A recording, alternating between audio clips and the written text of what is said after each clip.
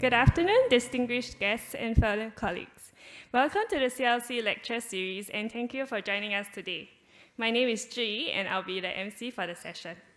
The CLC Lecture Series is one of the platforms through which urban thought leaders share best practices and exchange ideas and experiences. We are delighted to have with us today 4 distinguished speakers for the lecture.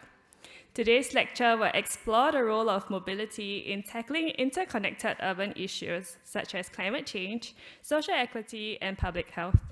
Bringing perspectives from different sectors, our distinguished speakers will examine how cities can effectively identify, measure, and maximize the co-benefits of mobility interventions to support decision-making and public communication. The lecture also marks the launch of CLC's new e-publication and presents findings from our joint research study with CENIT, Center for Innovation in Transport on Sustainable Mobility. It examines how a systems view of mobility can unlock cross-domain benefits across sectors to enhance urban livability. We will share more about this later. To kick off this lecture, I would like to first invite Mr. Michael Koh, Executive Fellow at CLC, and Dr. Sergi Sauri, Director of CENIT, to give their opening remarks. Michael, please.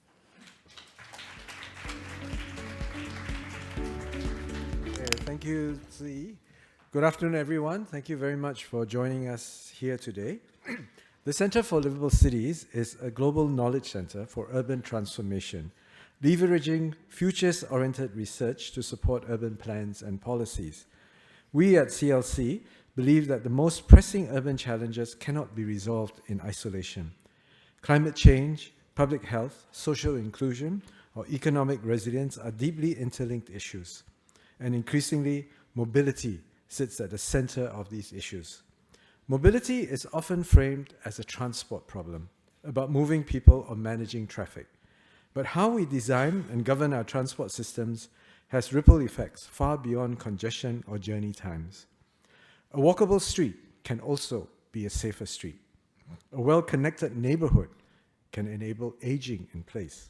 A shift to active mobility can reduce emissions, improve air quality, and make our communities more equitable.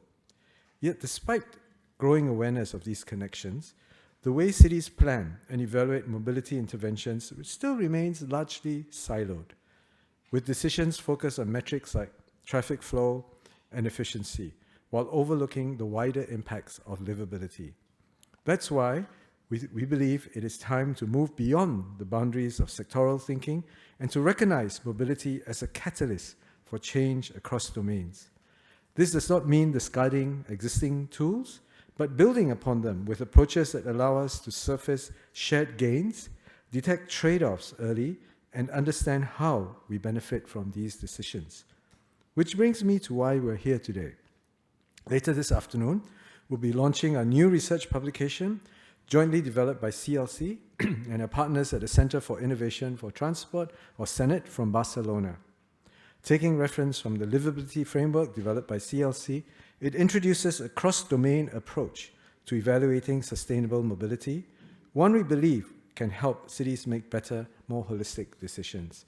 I've had a preview of the publication. I think it's a really good effort, and we do hope that you will be able to also facilitate more additions and improvements to this publication so that we can continue to build on the efforts that CLC and CENIT have started. And we hope that today's discussions and the insights from our honorable speakers will spark new ways of thinking about mobility and new forms of collaborations across sectors, systems, and disciplines. I also want to draw your attention. We have the honor of having Bruno Wildermuth in our audience. Bruno, will you please put up your hands? In case some of you don't know, Bruno is the MRT pioneer of Singapore. He was the one who pushed for the MRT, so I would hail him as one of my heroes, having worked with him in my younger days. So Bruno, thank you for coming and attending this lecture. Thank you also, Dr. Sergi Sauri and the CENIT team. Thank you very much for your many contributions, the CLC team, and our esteemed speakers. Thank you. Thank you, Michael. May I now invite Dr. Sergi Sauri on stage to deliver his opening remarks. Dr. Sauri is the director of CENIT, which is a Barcelona-based mobility and logistics research institute and think tank under the International Center for Numerical Methods in Engineering. Dr. Sauri, please. Okay, thank you. Thanks also Center for Liveable Cities to give us this opportunity for these 2 years to develop this tool, this framework that hopefully will help to cities just to implement this kind of solutions we'll discuss today. So I would like to briefly just to give an overview about this framework we have been developed, this research. So we'll put in the context of Barcelona. So that's the starting point, but also we can put in the context of so many cities around the world. So what is more the starting point and what is the origin of this research? First, I would like to start with a phrase very interesting: ruralize the urban and urbanize the rural. Now, this becomes to Cerdà. Cerdà was the civil engineer who designed the grid structure we have in Barcelona. It was a project that was a very person-centric, very citizen-centric, not thinking about in a big infrastructure, but thinking about how we can make a city more livable cities in the terms of the 19th century, in the middle of the 19th century. No? So at the end of the day, we need to find a balance between the urban values, but also about the rural advantages when it's necessary. No? This kind of balance, this project at the end of the day, it's about that. So what is the starting point of the superblocks of Barcelona? So in fact, they start with a specific problem, but we will see like we need to put this in a context of something, in a bigger context, in a more holistic approach. And all today's session we will have the chance to discuss about that. This is Barcelona sometimes. As you can see, a huge pollution, a very nice city, but we have a big problem with pollution. Depends the days, the weather, the condition of the traffic. We have a level of pollutions in a higher levels that recommended by the World Health Organizations. No? Here, for instance, some examples about the grid structure and what the levels, for instance, the nitrogens. No? As you can see this in red, sometimes the values are really high. No?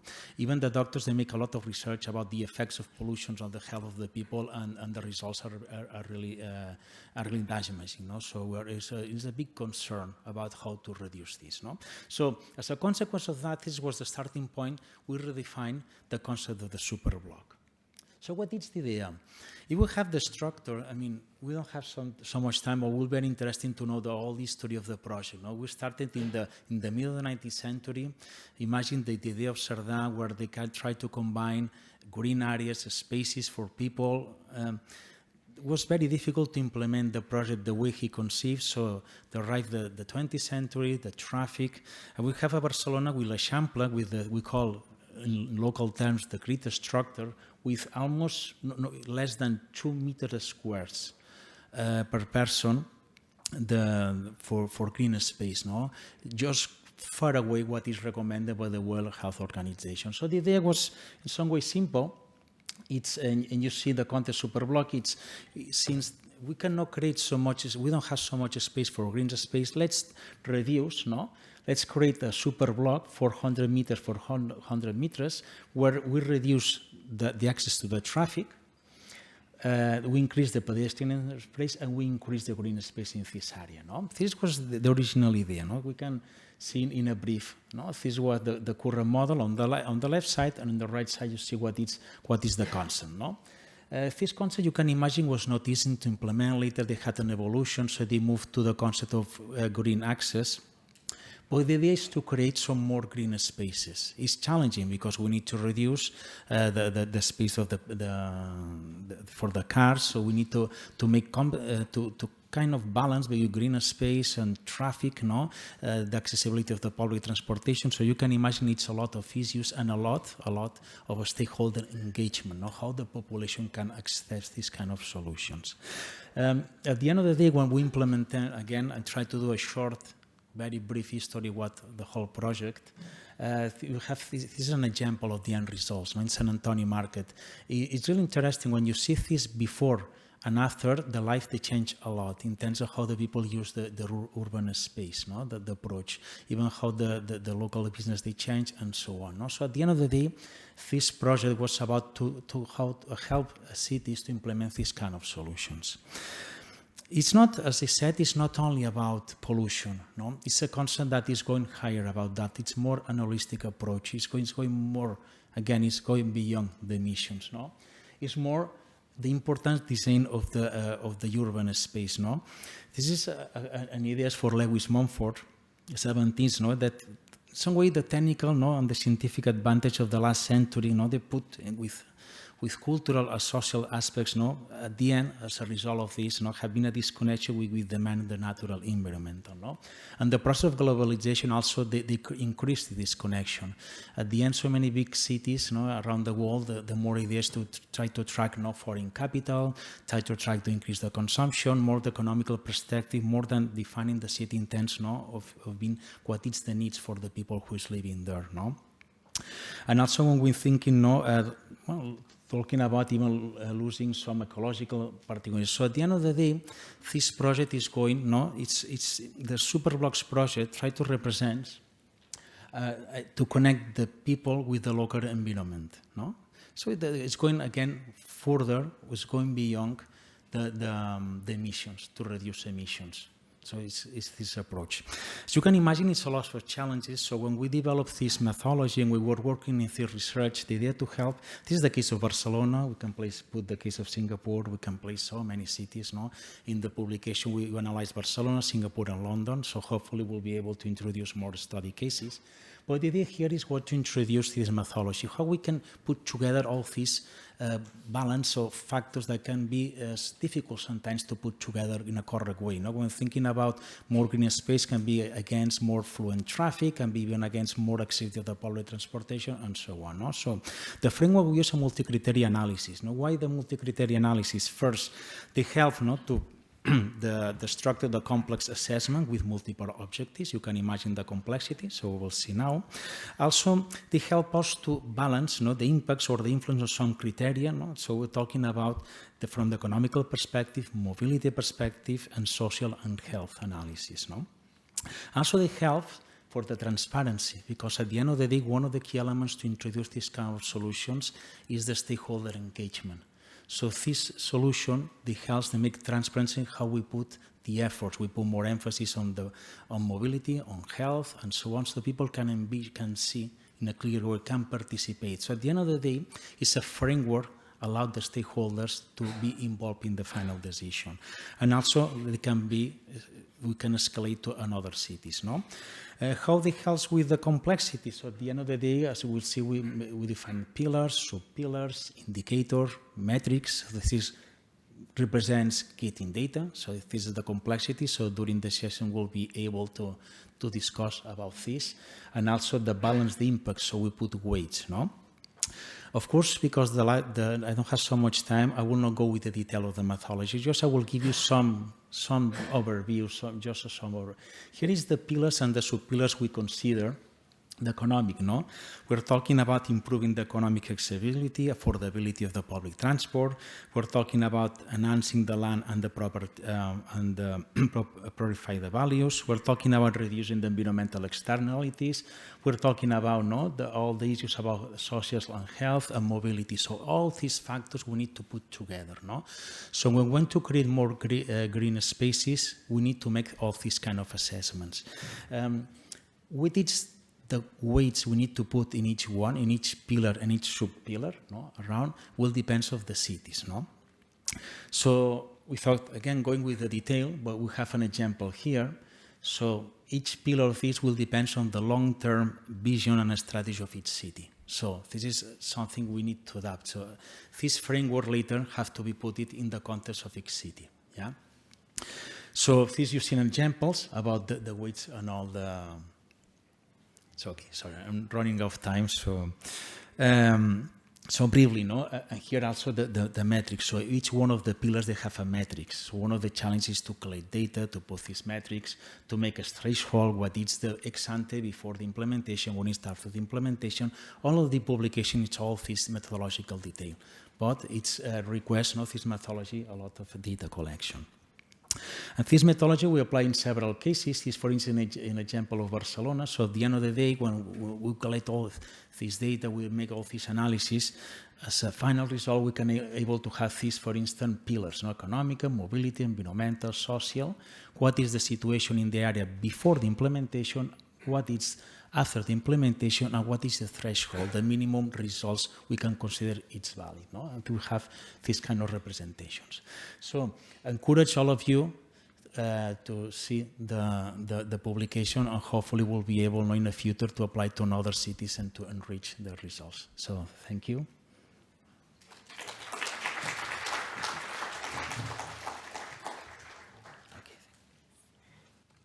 Thank you, Dr. Sauri. Next, it is my pleasure to introduce our keynote speaker, Professor Stephen Goldsmith. Professor Goldsmith is a visiting fellow at CLC and a direct Bock Professor of the Practice of Urban Policy at the Harvard Kennedy School. He is also the director of the Data Smart City Solutions program at the Bloomberg Center for Cities at Harvard University. Today, Professor Goldsmith will be sharing on how cities can achieve integrated outcomes through partnerships and how urban systems can be reimagined as platforms for delivering broader public value. Professor Goldsmith, please.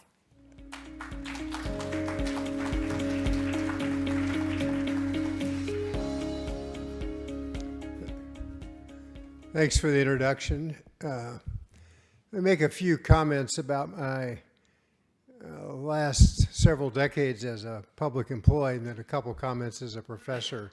So let me start with a problem, because actually I think there's very little cross-domain sustainable mobility. There's a lot of benefit opportunity, not very many cities that have reached it. So about a decade ago, I was deputy mayor of New York, working for Mike Bloomberg, and we had a taxi and limousine regulatory commission that reported organizationally to me.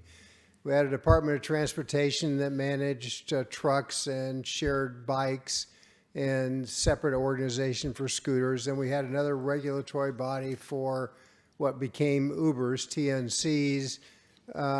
And then there was a bus system. Actually, there are multiple bus systems. And then there was a subway that reported to a different organization. So if you said, is there anybody in the city of New York responsible for managing mobility? Not managing trucks, not managing buses, not managing bikes, but managing mobility? The answer was no. And as we've moved forward, we found today in US cities at least very little cross-domain sharing of data necessary for that purpose. I'm working now with 10 US cities on how to digitally manage curbs and sidewalks. And so in my brief presentation today, I just want to talk about 4 or 5 steps that a city or a country could go through on its way to realizing the benefits of cross-domain management. So first of all, and this is inherently obvious, our national, provincial, and city governments are set up by agencies. And yet, the most complex problems we face, whether they're sustainability or mobility, right, are system problems. So inherently, we can't manage a system through a series of data silos or agency silos. So how do we get there? And so as we think about this, the chart on the right is too complicated. It's an arena after a football game, but the question becomes, if you are a potential passenger, right, if you are a citizen attending an event, how does the system look to you if you're trying to make a decision about mobility? And so as we think about this as city officials, another way to look at the issue is, if there is cross-domain data sharing, if we are managing this as a mobility system and not a set of agencies, then we want to say, let's bring the data together, but then ask the question, how does that data look from the perspective of different personas, right? What's it look like for the parking manager, or the community leader, or the infrastructure manager, or the planner, or the mobility manager? In other words, we have the data, and then we need to kind of personalize it and make it useful for each of those individual characteristics. Secondly, this doesn't come very easy, because it's not as if the folks that work in agencies, the people who work in agencies, don't want to cooperate. The problem is they have a mission in their agency, and they're focused on doing that well, professionally doing that well. And so in order to create the dynamic for a shared system, the goal will be to lift up the narrative, right? What is it we're trying to accomplish? We're not trying to accomplish cross-agency sharing of data. We're not trying to even make it easier for a person to get from A to B. What are we trying to accomplish? And we look at those. I've suggested some things here, but kind of what is that narrative in terms of reduced congestion or cleaner air or easier access to needed services? And that narrative should drive the cross-domain aspects. And this is, again, too messy, but the next stage in trying to move from an agency perspective to a shared perspective is, who are the stakeholders, in how do we map the stakeholders? What's the interest of each of the stakeholders? And how do we manage the negotiation with those stakeholders so that they understand their interests are being addressed? And I've listed some of the possible stakeholders that over the years I've dealt with, whether they're residents or businesses or public transit riders or clean air advocates, to fill in the blank. And so negotiating the value proposition with each of these is important. So I know this is a conversation today about data, but the data is just a means to an end, and the end won't happen without the narrative. Then the next major problem, right? So we have external issues with the stakeholders, and then we have internal issues, because the complexity of the urban area is that there are multiple jurisdictions, multiple departments that share a jurisdiction, right? So in these 10 U.S. cities I'm working with, there's more than one agency that touches the curb and sidewalk. There's the parking agency, there's the restaurants, there's the small business. Each of those has a different agency that deals with it. So we need somebody in charge, right, that will help establish what the overarching goal is, and that will help resolve it. And so the purpose of this diagram is just to say, if you're in government, it's a messy environment. You have a lot of people telling you what to do. You have different officials, different community organizations. You can look across the bottom. You have the media. You have advocates. If you, in a U.S. city, if you do too much of this, the bike advocates will criticize you. And if you do too much of this, the motorists will criticize you. And so if you're looking for authority as a public official, you have to manage and align that authority as well. And then along the way, then you have to modify the regulatory framework. Now, these pillars of change, moving from a mode system, moving from modes to systems, managing the external, internal changes, gets us to the next and one of the most difficult, which is, how does the government set protocols that will allow for multi-party interoperability? Right? How do we look at the systems that say, what should the rules be for sharing of data if you use the streets in our city? And this is one suggestion from a US-based foundation called the Open Mobility Foundation that basically says, here are the common data standards that you need to use. If you're going to have the right to operate on our streets, then you have to provide this data to the government for purposes of managing so that we can properly manage the system. And if you look in the bottom right-hand corner, one of the failures that we've had in many cities is the definition of these protocols in their contracting, right? So if you're going to contract with a private company, what should those standards be? What APIs should the city generate, and who can use those APIs? And then lastly, we need to keep track of the benefits, because if the narrative is sustainability, if the narrative is mobility, then how do these different elements combine in a system that allows us to accomplish these goals? We need to keep track of those goals. Whoop, I'm in somebody else's presentation. I want to go back to mine. Hope you enjoyed his presentation too. Let me just, I've got 2 minutes with a sign up in the back of the room. Let me just recapitulate in the following way. Cross-agency systems do not happen easily. And data is the foundation for a system as contrasted to an agency. But even with the data and a data platform or a data intermediary, it will not have it operate as a system unless we have leadership from the top. We have a narrative that says, here is the goal. It's not a data exercise. It's a sustainability exercise. It's a livability exercise. Even then, it won't work unless we manage the external stakeholders, and I mean very intentionally getting government officials to say, let's name the stakeholders and name their interests and figure out who's going to communicate with them. And then the agencies still need to understand the sources of internal authority and manage those. When all of that gets done and we start down the path of mobility and sustainability, keeping track of the benefits is important because the vested interests will not stop kind of elbowing each other. If we do those things, we found in some U.S. cities that are starting down this route that the space is available for EV commercial delivery zones, for bikers, for walkers, for sustainable neighborhoods can actually increase, but it increases through the access to the data and leadership that makes that data turn into livable cities. Thank you very much.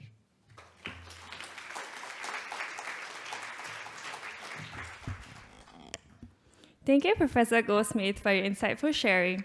I'm sure it will prompt a few questions from the floor. Just a quick note that we'll be taking questions later during the moderated Q&A session.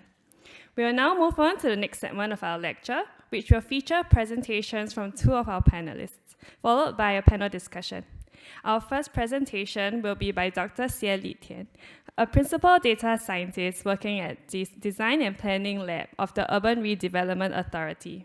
He is also an adjunct associate professor teaching urban mobility modules at NUS. He has more than 20 years of extensive experience working in public and private sectors, covering key areas of transport planning, land use transport interaction modeling, traffic simulation, and mobility solutions. His sharing today will look at how cities can leverage digital tools to support transport planning. May I invite Dr. Xie up on stage for his presentation. Dr. Xie, please.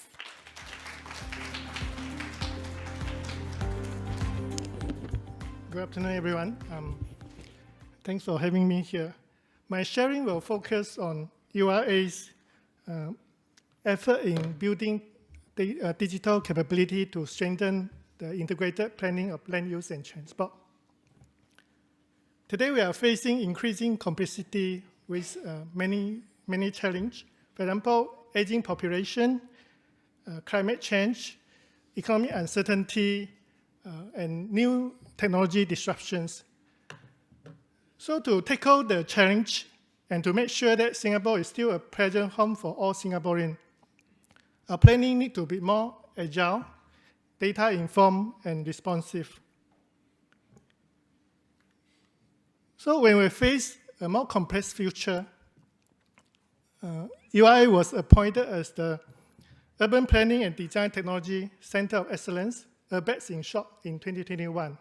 So this is to recognize UIA's strong capability in digital planning, and it's also to recognize the needs for the sector to build science and technology capability for urban planning and design. To fulfill the role of URBEX, we have developed a sectoral strategy with 4 key focus. First is to improve the quality and access to planning data. So this is to provide insight for data-driven decision-making. Second is to develop modeling and simulation and digital tools, and mainstream it to the planning process from upstream to downstream. The third point is to contribute internationally to shape the knowledge frontier for the science and technology in the sector. And this is to work with researchers and tech companies. Last but not least is to continue build the capability across the sector within the government as well as with the industry. One example of our effort on data is to democratize the data analytics. And we have been working with many government agencies, including the Land Transport Authority, LTA. So we work with LTA together to establish the data pipeline and visualize the current transport situation in our ePlanner platform. So what you will see here is the layer called traffic sensing. The layer enables the planner from different government agencies to check each of the major roads, what is the road usage today. And the road usage defined by the ratio of traffic volume over the road design capacity. So for each of the major roads, the planner can check what is the hourly usage over the 24 hours of a typical working day. It also displays the traffic component. For example, how many % of the traffic is contributed by public bus and point-to-point transport. So this layer, together with another field, allow planner to better appreciate and visualize what is the today transport situation. And this is important information when they have in mind to intensify the land use for a particular place. URBEX also developed a geoprocessing tool to enable the mobility analytics, for example, connectivity. So we run through the geoprocessing tool to check from one point to another whether there's a barrier-free access route. And so planner run this algorithm can identify the gaps and then based on that to work with other government agencies to explore the solutions. Another example is the accessibility analytics. When we map different sources of data, for example, public transport network, walking network, together with housing information, we can conduct the catchment and accessibility analytics for different types of amenities, including, for example, healthcare, MRT station, or other sorts of facility. So, for example, when we conduct the run, planner can understand for one place how many households actually have poor accessibility to a certain type of amenity like healthcare. For example, we have defined 20 minutes of taking public transport or 5 minutes of walking distance to a certain type of amenity. How many households actually can well cover and how many households actually let over from the accessibility part. And the planner can run this tool to conduct different types of scenario testing and then identify where is the optimal location for a new amenity. Or they can use it to identify the gap in the infra and see to prioritize the infra projects. UIA and LTA also adopted a collaborative modeling approach to enable the integrated land use and transport planning. So for example, this process starts from the scenario-based planning. And land use planner will based on the scenario to generate the land use plan, convert it to a data format called traffic qualification. And this data format can fit directly into the LTA strategic transport model. And the model reflects the iteration relationship between land use and transport. And also, of course, the strategic transport model also covers other factors in the travel behavior. And after the model run, it will feedback the information, allow the planner to understand what is the impact of the transport and what is the likely requirement on the transport infra or strategy. And planner also gather information from other agencies on other aspects of the urban planning. They will check off or necessary to fine-tune the plan. And this will trigger another round of iteration of the planning exercise. So this iterative process helps us to find the optimal plan. And the integrated land use planning, land use and transport planning, together supported by the modeling exercise, is a key strategy to make sure the success of Singapore's long-term planning. It has been helping us to right time, right size the transport infra to support urban development. The modeling exercise also being used to test different possible strategy and identify the national solution. For example, decentralization to achieve a more sustainable outcomes. For more detail about this collaborative modeling approach, you might look out for my upcoming publication, the paper on International Journal on Smart and Sustainable Cities. And today, for doing this exercise for one land use scenario, the city transport model itself need to run at least 8 hours for one scenario testing, and it need to be conducted by LTA modeler. So to speed up this process, URBEX working with LTA together to develop this tool called Land Use Transport Integration App, Litian in short. It leverages on LTA's machine learning model, and now planners from different government agencies can use UI platform to create a land use scenario and trigger the model run through the crowd on LTA side. Within 5 minutes, can receive the outcome. So this Litian app enables the planner to do a quick sensing of the transport impact from incremental change in land use scenario.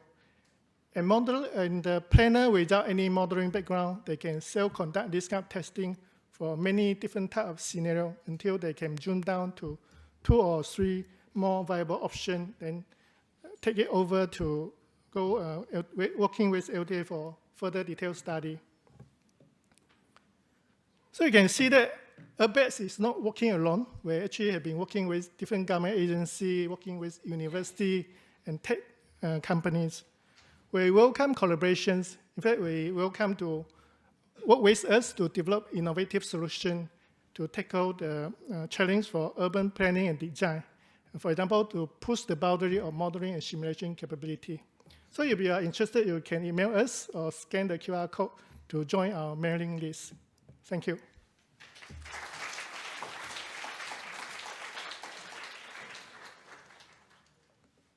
Thank you, Dr. Sia, for your interesting sharing. Our next presentation will be by Ms. Krishna, Head of Department for Rainbow Mobility in Singapore. Ray has nearly 20 years of transport planning experience, and with deep knowledge of local context and regional sensitivities, she leverages Rainbow's global expertise to apply tailored international best practices in Southeast Asia. Her sharing today will cover how people-centered mobility solutions can enhance livability in cities. I would now like to invite Ray up on stage. Ray, please.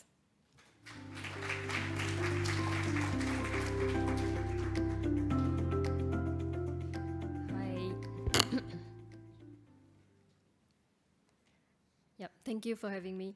I've been practicing transport planning in Singapore for about 20 years now, and I have seen it evolve.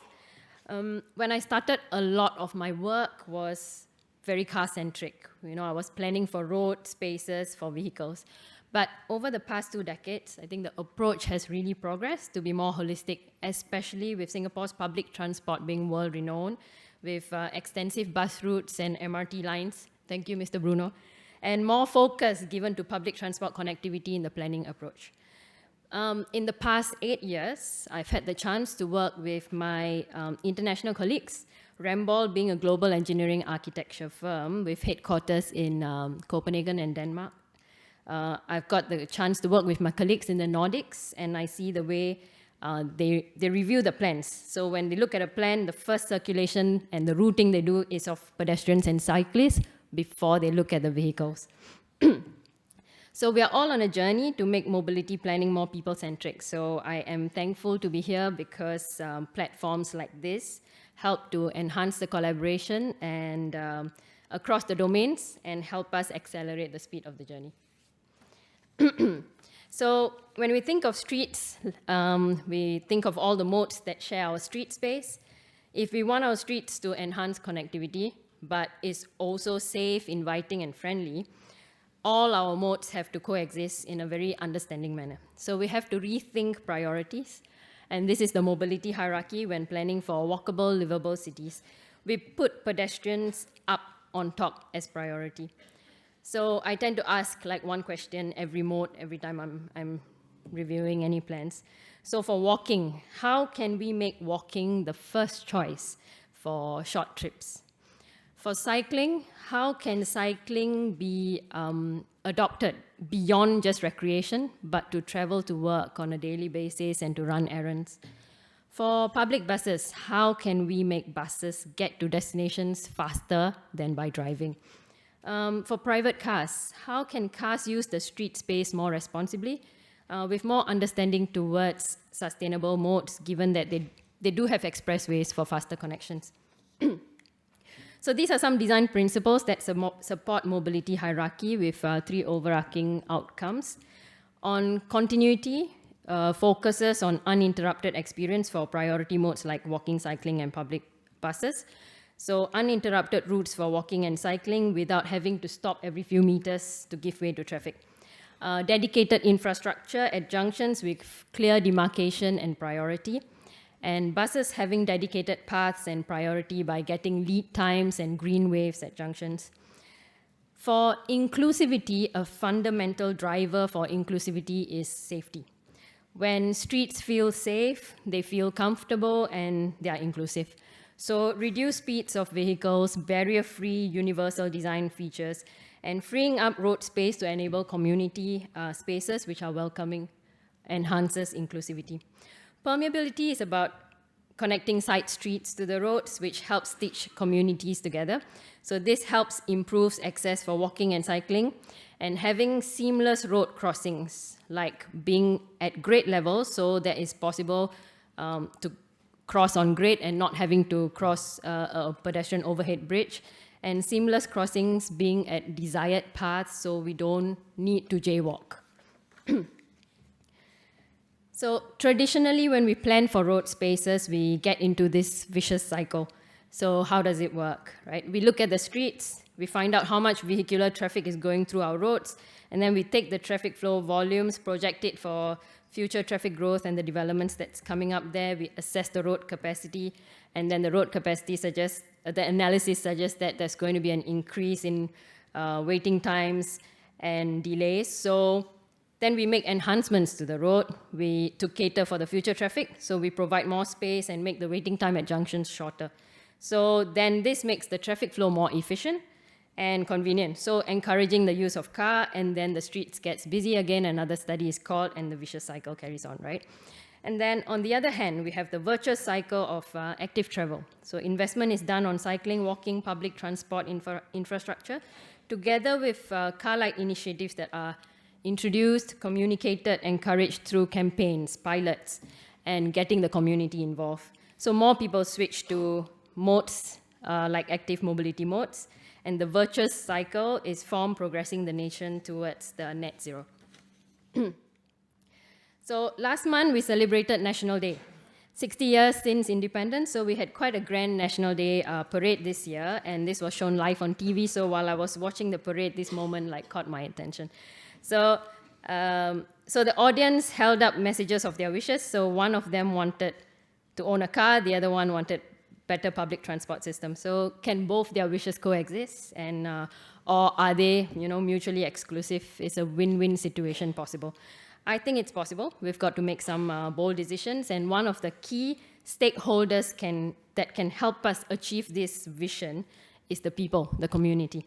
So one such project that I've had the opportunity to work on, which listens to the community quite a lot, is the North-South Corridor. Okay, so the North-South Corridor is a 21-kilometer long transport corridor that connects the northern part of Singapore to the city centre. It serves towns like Sembawang, Yishun, Ang Mo Kio, Toa Payoh, Novena. Okay, and it will relieve vehicular traffic between north and south of Singapore. So the northern part is 9 kilometers of viaduct. The southern part is 12 kilometers of tunnel, which is being constructed at the moment. So the heavy traffic moving away from the surface streets to the tunnel or the viaduct means that the surface streets, ground level, can now be freed up to enable more space for walking, cycling, community use, green spaces. So LTA called for a RFP competition to create the master plan for the surface roads, which will provide the vision for the future of NSC.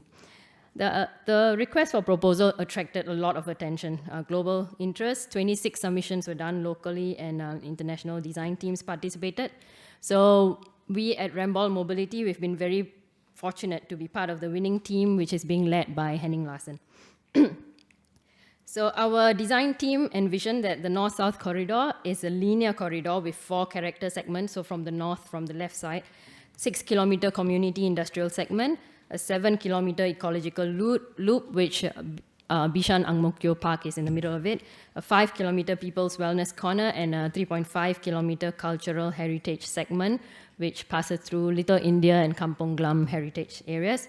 And the 4 segments will have 20 public space nodes, which will showcase unique characteristics of the neighborhood. On the mobility side, we are designing the NSC to have continuous cycle lanes, comfortable walking, cycling, barrier-free, inclusive experiences, and priority bus features.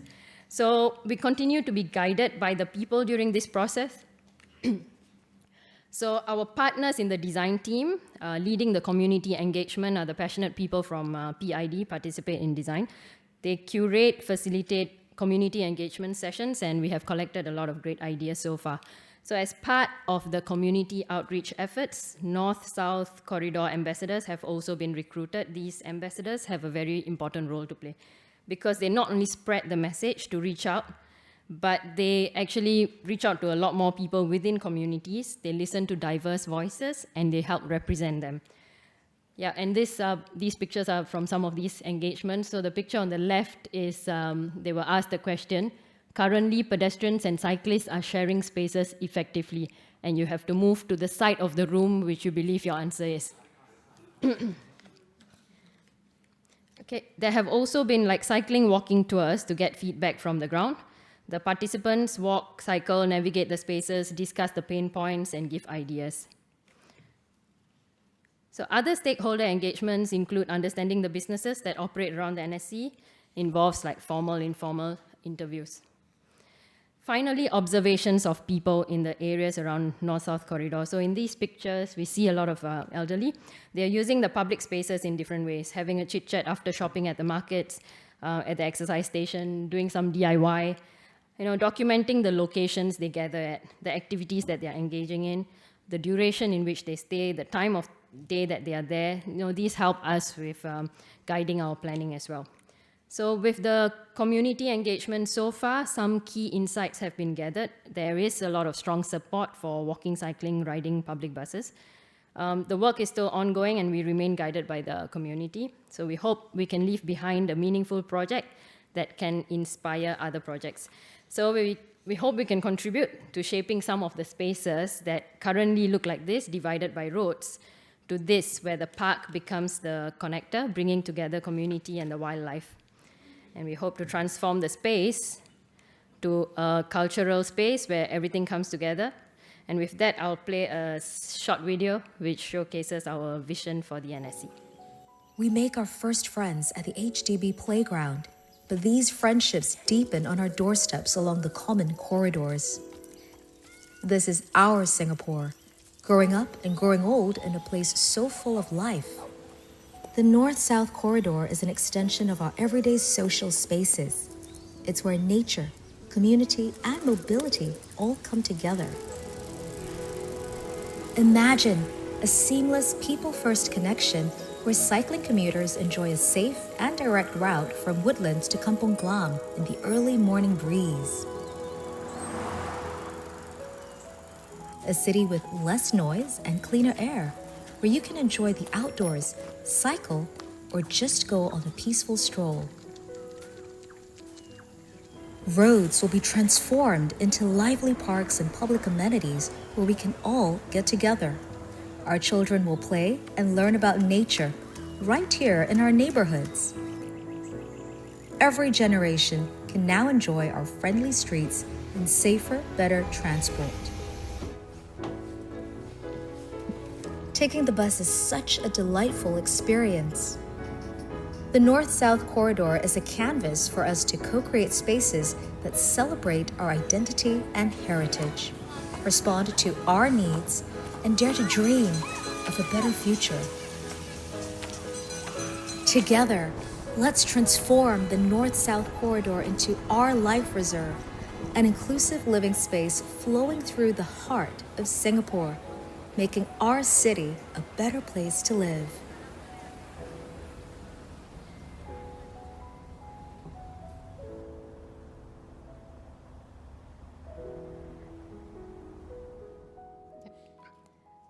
So as part of the URA Draft Master Plan exhibition, there are a few NSC community pop-ups happening at the following locations and times, so you can visit them.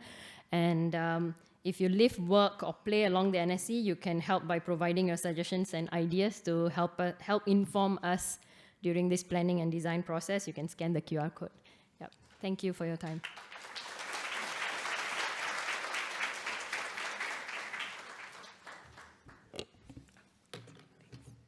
Thank you very much, Ray, for the very comprehensive sharing.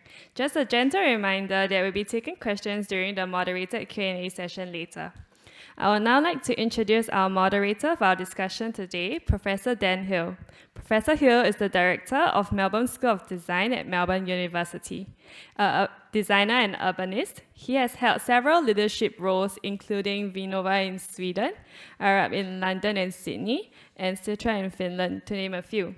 He is also a visiting professor of practice at UCL's Institute for Innovation and Public Practice and a founder member of the Council on Urban Initiatives. May we invite Professor Hill up on stage to set the context for the panel discussion. Professor Hill, over to you.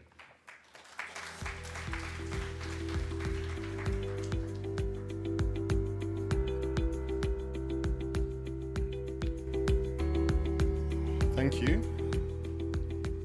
Okay, thanks for inviting me. And what a nice video to lead into this. So I'm going to do a very, very quick scene setting. I'll go very fast, so apologies. But I've been told I have to move quickly, which is a mobility kind of feeling, isn't it? And maybe I'm going to start with a video as well, a bit of a different type, but along the same lines, perhaps, as Ray just showed. Let's see if this works. There we go. Okay. So this is Stockholm, where I used to work, but in 1935. I'm not that old, so I wasn't there then. But this film was shot in 1935, and it shows the moment, really, that cars entered the city. Don't worry, nobody dies in the film. So, this guy is my hero, by the way. In the voiceover, which I've spared you because it's in Swedish, he's called Old Mr. Stockholm, and he's kind of made fun of. But he's walked this way for probably 70 years by this point, so I don't see why he shouldn't carry on. He's just holding the traffic back by himself. But this is the moment, right? This is the moment when the big technology of car kind of came into the city. And some of you will have guessed by now, this is a public information film. So this was shown in cinemas up and down the country before television, obviously. And does anybody speak Swedish? No, that's good, so I can say what I like. But de som går I vägen, which is Swedish, in the top left, means those who get in the way. So this film was telling people to get out of the way, to get out of the street, because the street is now about cars. And this kind of, then we know what happened over the next 50 years, really, all over the world. Some places it happened in 1925, this was 1935. By 1955, Sweden was the most car-dense country in Europe. There were more cars per capita there than anywhere else. It happened more so in America or Australia, where I now live, obviously. We saw cities really torn apart through freeways and so on. But this moment happened very quickly, really only a handful of years and very few people involved in the decision-making in reality. But Sweden had been a city for maybe 700 years by that point, 800 years. For all of that time, the street was a public space. The street still is a public space. It now just has cars in it, right? Which effectively privatizes it, essentially, for a moment at least. But the street used to be, for 700 years, a place for commerce and conviviality and culture and community and all of these things. As you saw, kids playing, people having a chat, reading the newspaper, selling things, making things, fixing things, etc.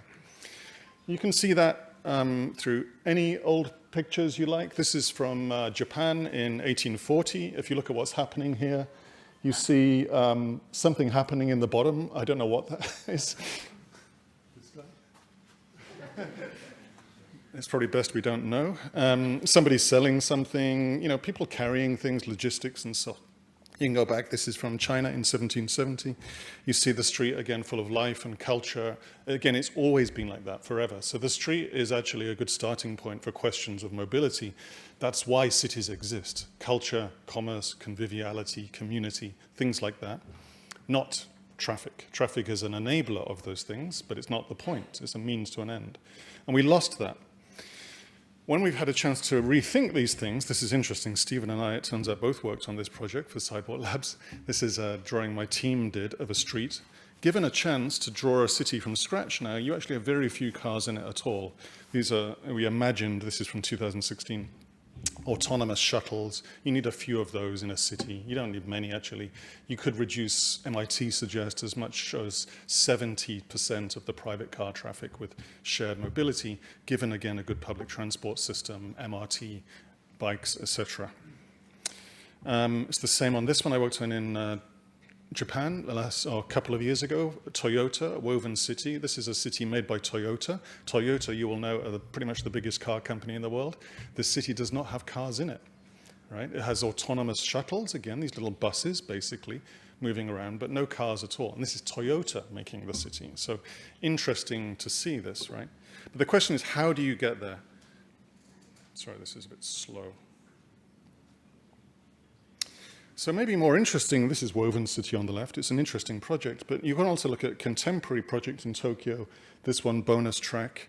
Very beautiful, simple, post-car environment, one way or another as well. There's no on-street parking in Japan since 1965, so you don't have those things there. Again, it's almost exactly the same outcomes as the Google project or the Toyota project, but this is happening right here, right now. Again, small, simple scale. All of this stuff is familiar. The film that Ray just showed you, in a sense, is kind of moving in this direction, convivial, local, and so on. Interestingly, of course, technology is also going in this direction to some degree. This is in Shanghai. I shot this last September. This is a school pickup. Almost all of the vehicles that people are being picked up in are small little electric bikes. There's a few cars there, as you can see. But actually, kids, as you see, this girl here is being ridden home on the back of this. This is everywhere now in Shanghai. Shanghai makes, obviously, well, China makes more electric vehicles than anywhere else in the world. This is interesting. Again, if you think about the fluidity of the street, it feels almost like, again, a woodblock print from 1700 or 1800. Very, very different. And you see the quote from my colleague at Google there. Those e-scooters or electric scooters have changed cities actually more than planners or architects, with all due respect to planners and architects. I'm a designer myself. So we need to recognize there's this symbiotic interplay between the technologies of mobility and the streetscape itself. So how do you do this very quickly? So one of the things when I was working in the Swedish government we looked at was so-called mission-oriented innovation. How do you do this balancing act of top-down and bottom-up? Stephen talked about this a lot, the top-down direction setting with participative engagement from stakeholders, left, right, and center. So we did a big project basically trying to retrofit all of the streets in Sweden. There's about 48,000 kilometers of street. So how do you do that? You can't just do all of that in one go. You have to build a system to enable that to happen. That's organization. So we did the endless amounts of workshops, really 500 different organizations that we as the government coordinated. And I say we're a particular kind of agency that was able to move between the gaps. So we could bring the transport people together with the housing people, together with the environment, municipal, regional, national. Also in the room are e-scooter companies, Ericsson and so on, as well as the bored-looking guy is a municipal transport planner. But he was very key to the project. You can tell who he is. But Matthias was very important there, right? So they're all important. We did this at the... still stuck, actually. Can you go to the next one? Thank you. That's the Swedish Prime Minister on the left-hand side. The Health Minister, you can do this at the high level. Get them to do a design workshop. Prime Ministers are not very good at design workshops, usually. But in this case, you make it engaging about the place, about life. That's, of course, what Prime Ministers respond to. And again, as Stephen's key point, narrative. Politicians need narratives. That's what they are about, essentially. And this enables you to get to that. You're not presenting data. You're presenting pictures of places, real things.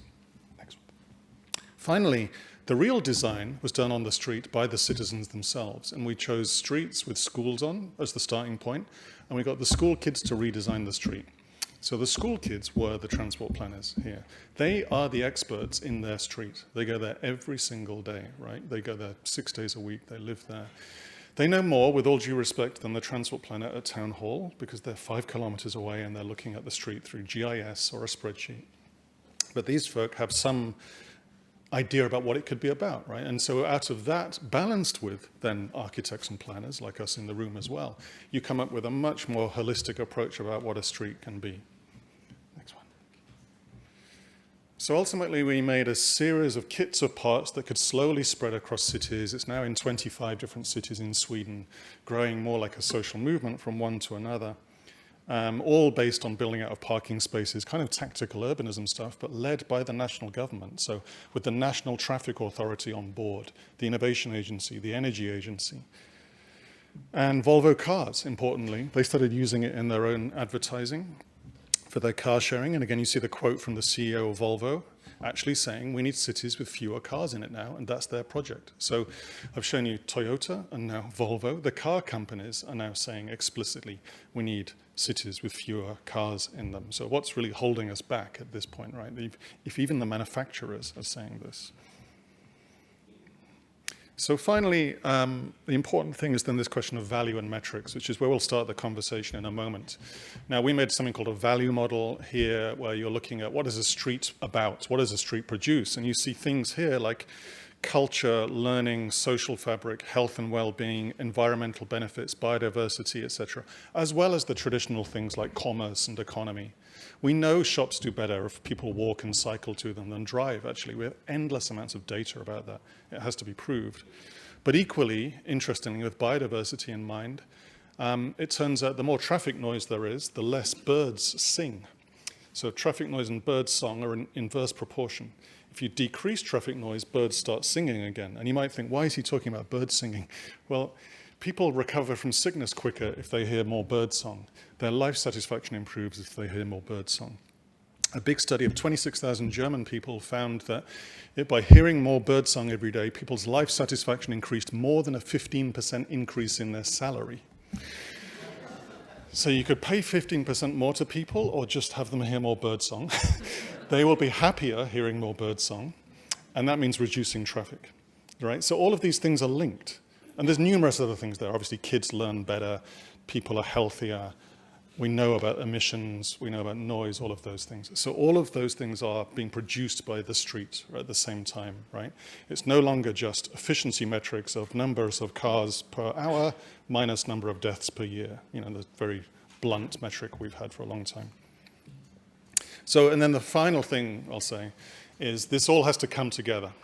And this is where design is quite useful, obviously, but again, the beautiful video that Ray just showed was very important because people can't imagine anything other than a freeway if they've been living next to a freeway their whole life. Most people, right? Artists can, other people can, but most people are kind of stuck if you've been living next to a freeway. And so this quote from Christopherson is really about the landscape in the background there. In China, that turned from the one on the left to the one on the right. But people don't know you can do that until you show it to them, until you demonstrate it. So there was the projects in Sweden were about demonstrating it. We had to make it happen and have people encounter it and experience it. But we can also do that with visualizations, animations, videos, and so on. And crucially, Christopherson used highways as his kind of metaphorical terrain because it's locked into our head. It's locked into cities that we have things like freeways and cars. We have to show other ways out of that. And that's where imagination and culture come into play, as well as metrics and data. Thank you. Okay, I'll leave it there. And I'll ask the panel to come up and join me, perhaps. Very good. Look, see, self-organizing traffic system just happened. No regulation required.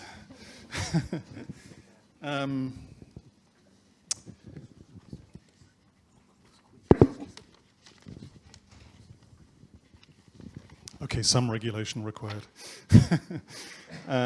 So thanks to each of you for your presentations.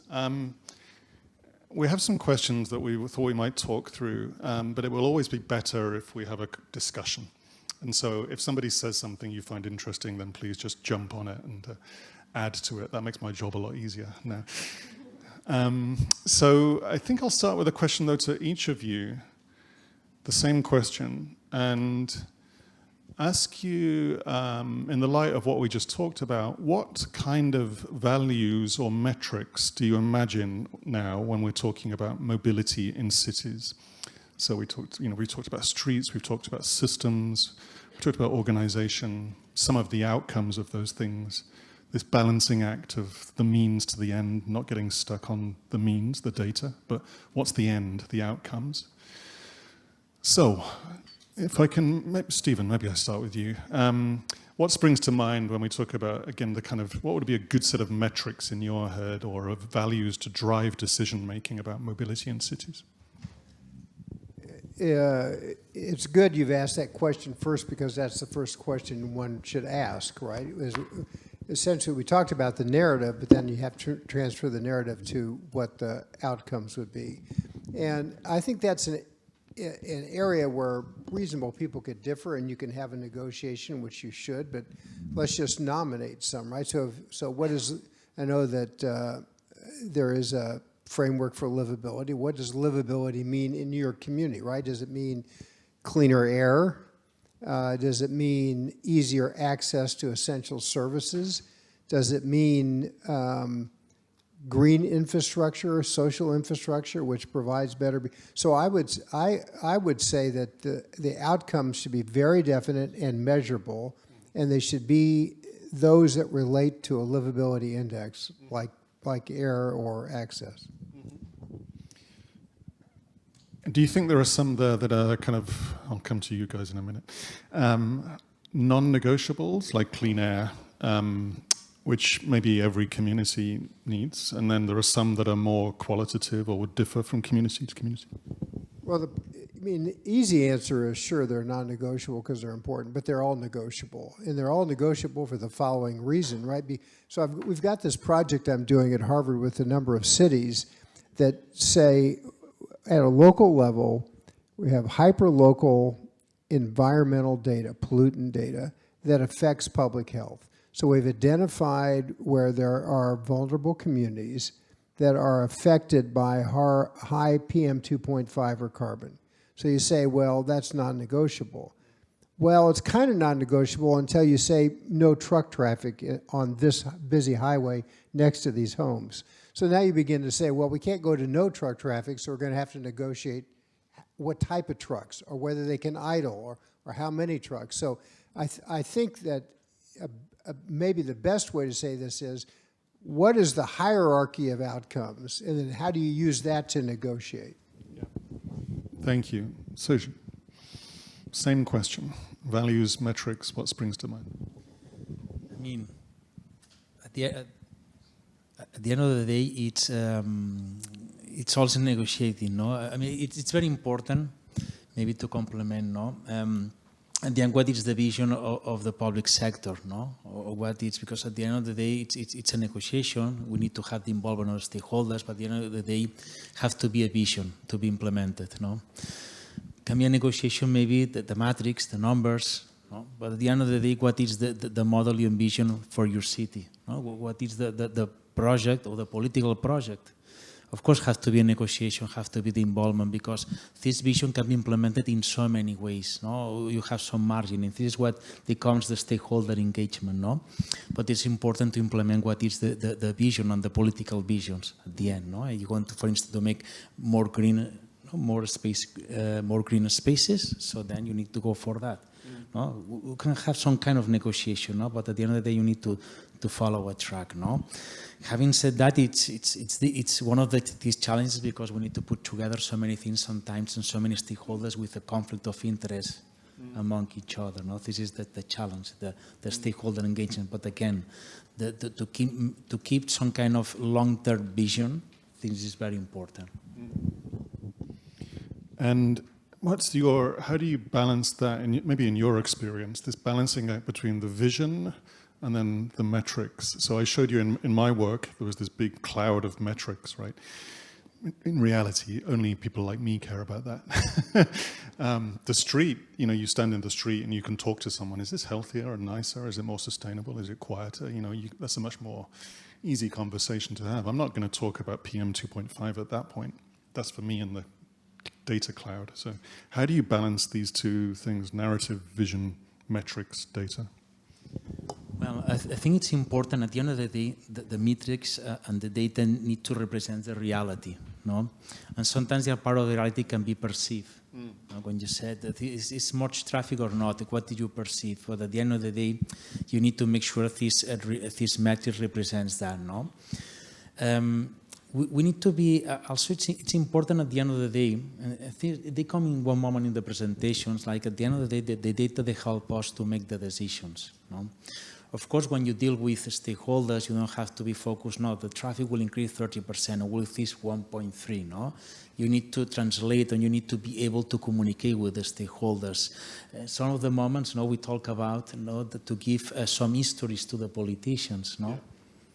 So it's one of the big jobs I think we have as a technical people, is to be able to understand, first, from more scientific or technical perspective, the data, but also how to communicate this. This is what is our challenge, how to communicate this. And this will come from another level, what it's more the perceptions. Some things will be more based on the perceptions of the people, so how we translate that. But at the end of the day, we need to have a background of technical, because I remember in some discussions, for instance, I think it was something about road pricing, the different what we're talking about, no? But I remember was what about perceptions, no? The people, no, this was against that, with this, no, we're against this, the economy. But at the end, when you start putting data, measuring things, at the end, the discussions, they're more close, they're more concrete, they're more specific, they're more rational. So at the end of the day, it helps, no? to reduce the circle, or to put the discussion in a more specific context. Yeah. So. Thank you. Ray, same question. And I'm wondering how you worked with this on the North-South project as well, this balancing act, because you ended with a video, but you also talked about the data. But maybe the extra question for you is this balancing act of predict and provide, and when do you use the data? By which I mean, sometimes it's difficult to use data to convince somebody in advance, I find. And then, so we'd quite often do prototypes and then gather the data afterwards.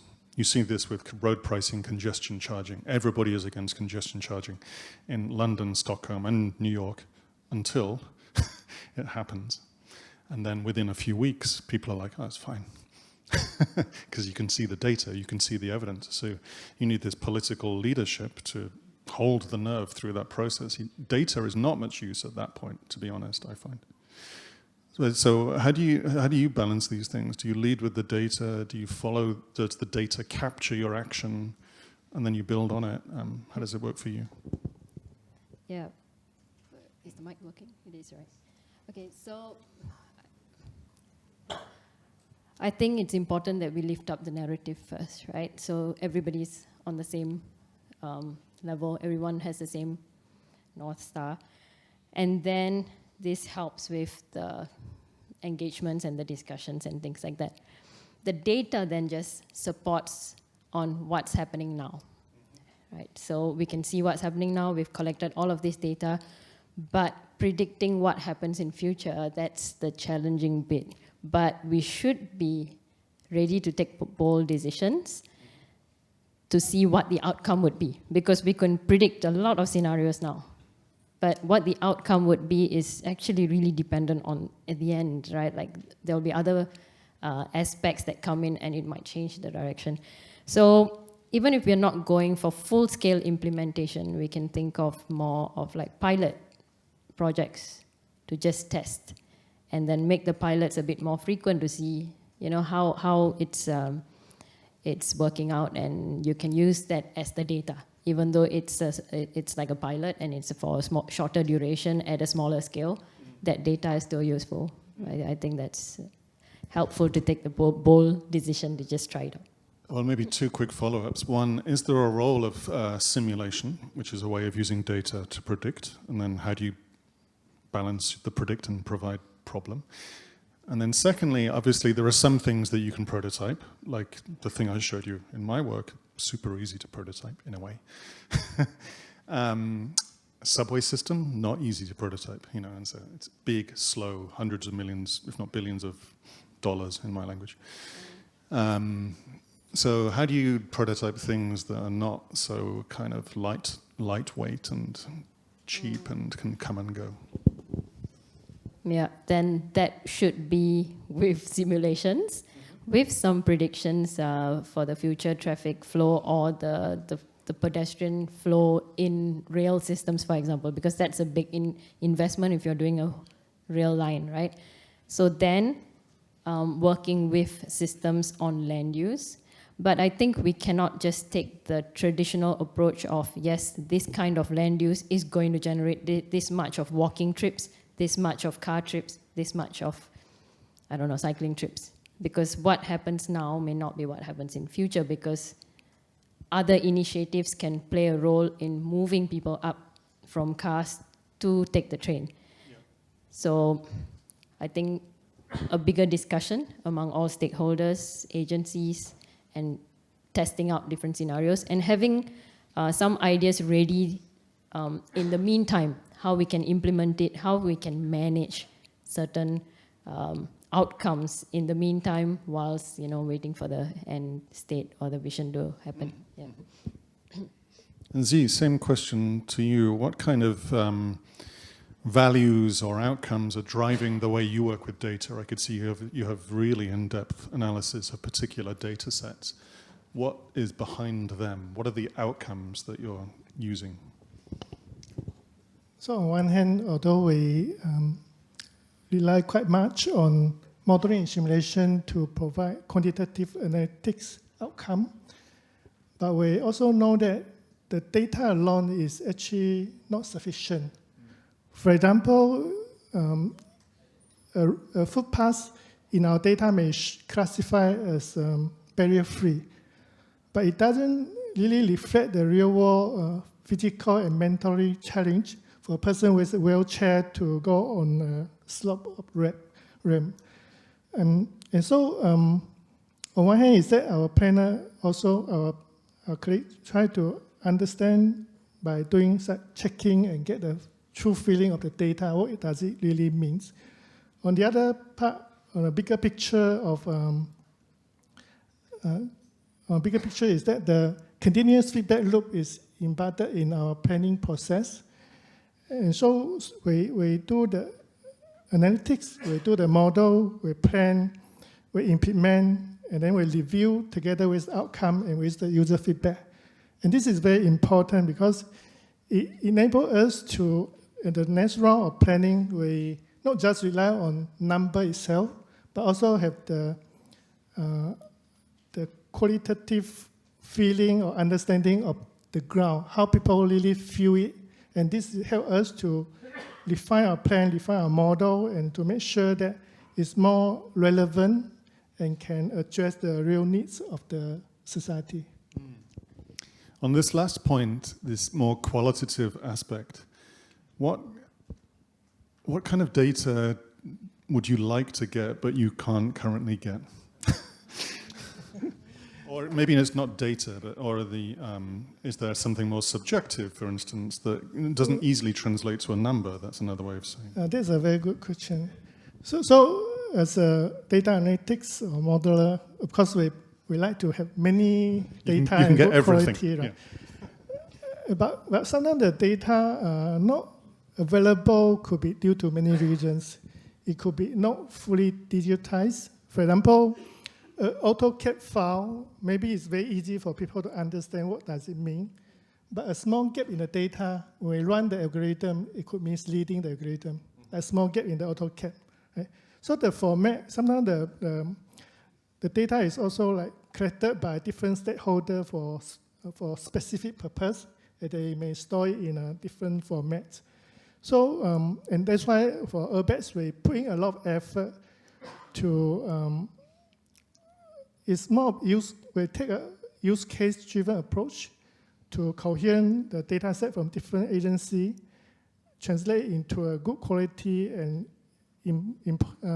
interoperable format. We also build the data pipeline to fresh the data set automatically. And the other part is that we realize it's very important, and that's why we also put in the effort to build a data governance framework to make sure that it safeguard the personal privacy and data security. And this personal data privacy is also sometimes is a hurdle for us to reach certain data set to improve our model. But we understand that this is very important to provide the personal privacy part. Well, I may continue my theme of asking you similar questions, because I'm not very imaginative, perhaps. But just picking up on this last point, I'm struck by this balancing act of efficiency and inefficiency with cities, and how often the world of data, the conversation today, is driven sort of sometimes invisibly by questions of efficiency, because we can gather the numbers and we can refine them over time. But then, of course, many of the great things about cities are completely inefficient. In fact, the whole point of cities, you could argue, is going there to start a business or start a band or fall in love or do something, these are not efficiency questions, right? And then, of course, we build infrastructures like MRT. That kind of has to be efficient, otherwise we can't get to the inefficient. But the pull of the efficiency is so strong sometimes it colors our governance cultures quite precisely. We end up, I think you talked about this a lot, Stephen, with silos and agencies mapped onto transport modes. This comes from this kind of efficiency thing. If we can optimize car traffic, then. And yet, even the question of shifting modes around cars is also a question of inefficiency. We know people buy cars, own cars for completely inefficient reasons, perhaps. Aspiration. Desire. So how do we bring this thinking, maybe I'll frame it directly, around inefficiency into our world? Is there a way that we can do that? And you're incredibly experienced at this, Stephen, in terms of working with cities in this way around visions and narratives. How do you bring that in alongside these more certain ideas of efficiency and data and metrics? I mean, you've now established a pattern of asking questions that have no answer. I'm a designer, so for me the question is the important thing. Engineers are good at answers. They definitely are. They're provocative sounding until you have to answer one. Well, let me just say a couple things very quickly. Related to this question and your last question, I think we ought to at least put a footnote next to data visualizations. The way we communicate data affects the way people consume it and the way they act. And the power of the visualizations is so much greater now, and it's easier to do. So I think one way to think about your question is as follows. There is a messiness about cities, which is what we celebrate, which is inherent in your question. But there also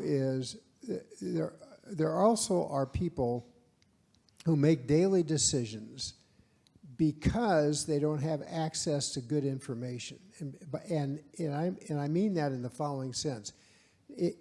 If we design systems that deliver to citizens their choices, and they can consume that, and we price those choices where we can, say congestion pricing, then we'll begin to affect the behaviors of some number of individuals. Look at the New York congestion pricing, right?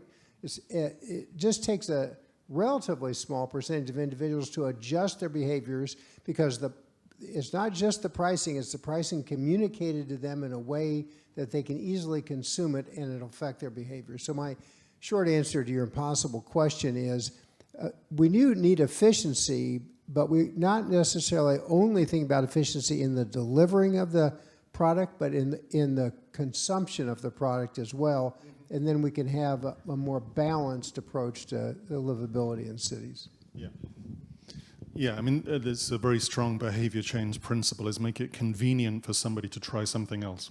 Don't make it too hard. And then they'll try it, and then behavior changes, and then attitude changes after that, which is kind of interesting. Again, it's the problem with the data-led approach. We try to change people's attitude, hoping they'll then change their behavior, but actually make it easy for them to try something, and then things shift.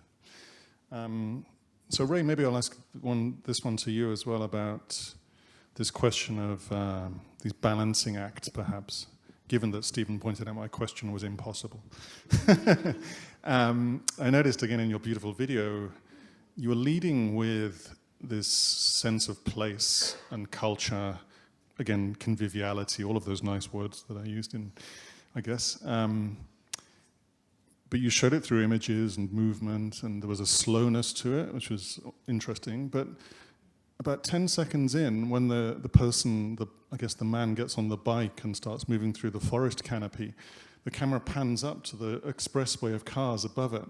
And it felt to me like that was a kind of, the cars are still there. And the NOx and the PM 2.5 is dropping onto the bike lane. So how did, what are the cars doing in the video is one question. Electric cars. There's no PM 2.5. Electric. So how do you deal with this? We all know this is the real issue with shifting cities at this point, and we can't talk about it too directly because it creates massive pushback straight away. You know this. I'm going to come to you on superblocks in a minute, Sergi. So how did you frame that when you were thinking about making the video? The presence of this ghost at the feast, which is the car at this point. I mean, okay, we all have, going back to your efficiency question a little bit, right? So we all have this love for efficiency, at least I do, right? I like it when I see, the cars. In Singapore, we are all very lane-oriented. So when you see the cars going through a tunnel, you'll see like really straight lines going in. That gives me a little bit of calm, to be honest. Transport planning mindset. This is not a psychoanalysis session, right? I'm going to... But, so I think efficiency can be moved to something else. So instead of providing efficient road systems on streets, we can provide efficient systems on an expressway because there's no mingling with other vulnerable modes, right? So we give the faster route then. So for, I don't know, ambulances, whatever. But on the streets, the efficiency level for cars can be lesser. Similarly, efficiency level for MRT users, those who are taking the buses, trains, and whatever, there's like high efficiency, optimal speed and things like that. So I think it's just basically understanding where the efficiency should be, right? And choosing that. So in the video, we've tried to give dedicated spaces for the different users as much as possible. So the cyclist going up the bridge, he's got a dedicated space. Yeah. And then when he's there interacting with pedestrians, he will have he's more dangerous to the pedestrians. So then he needs to have that mindset change that now I'm in a shared space, I need to be more gracious. So I think it's all about this ecosystem of understanding where you are. If you have a dedicated system, okay, right off way, carry on. If you're sharing the spaces, are you the vulnerable group or the less vulnerable group causing Yeah. Sergi, on this point of the balancing act of having created a population with cars, then how do we deal with this? I will say something about efficiency. I want it because talking about the efficiency, for instance, road pricing, the custom is something, in fact, is more related sometimes the governance model. And it's something you see the evolution, The case of New York, you explain, is very clear and it's representative of so many, Before, who managed the mobility was the police, because you need to manage the traffic. Later, we start the traffic lights, was things more complex, we need to optimize the traffic, they came the engineers to manage, Later we realized this was not enough, they start becoming more the public transportation, but at the end of the day, often we need to switch more, every time when we're managing mobility, we need to think more in a holistic approach. Because otherwise we're giving or providing efficient solutions, but partial efficient solutions. So you're thinking about mobility is not only, we need more tools. The tools of mobility are not enough to manage mobility. Yeah. We need, for instance, urban planning. Yeah. Now in the city halls you see the Department of Urban Planning and the Department of Mobility. Yeah. In the future we switch to have more something holistic. So in this point it's very interesting how the governance model of the city halls or the public authorities is organized to give these solutions. I didn't point it out, but I guess where we were trying to get to in the Swedish government project I led was a street agency, actually, in effect, in which you'd have mobility, but alongside commerce, environment, health, bundled together. There's a quote I like from the writer Rebecca Solnit, who says, "The magic of the street is in the mingling of the errand and the epiphany." Epiphany, a funny English word, just meaning the magical moment, you bumping into someone, a realization, again, falling in love, starting a band, starting a business, something like that. And then the errand is delivering milk to the coffee shop at 5 a.m. or 6 a.m. That has to be done as well. And is this kind of holistic thing? And then the choice of the unit or the organization has to be very careful, because it can't be the Department of Cars, and it can't be the Department of Transport, really. And even mobility, in a way, is a means to an end, not an end, which is why we chose streets, because in the end, maybe what we're trying to get to is streets. Does that make sense? Is that what you're getting at? Or maybe in Barcelona, is it blocks? The super block itself is the goal. Do you organize around the super block? I know you do as a project, but how does that relate to the organization in the municipality? Well, it cannot been an easy project, no? I cannot provide you the exact details, no? But have been organized more from the urban planning perspective. Yeah. They have a lot of implications, in the model of the city.